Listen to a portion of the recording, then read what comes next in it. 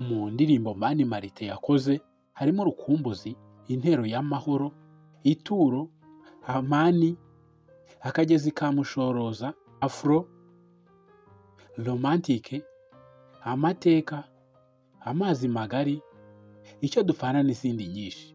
Ni indirimbo yaririmbaga wumva ko ari mu mavuta, abantu bakazikunda kandi bakazishimira.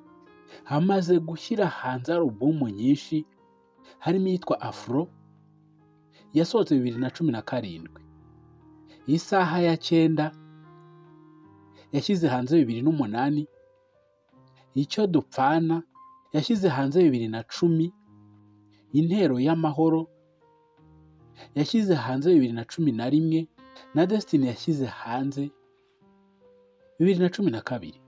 Uyu muhanzi yagiye atwara ibihembo bitandukanye hirya no hino mu isi. Yakoresheje ibitaramo hano mu Rwanda, biritabirwa kandi abantu barabyishimira baranyurwa.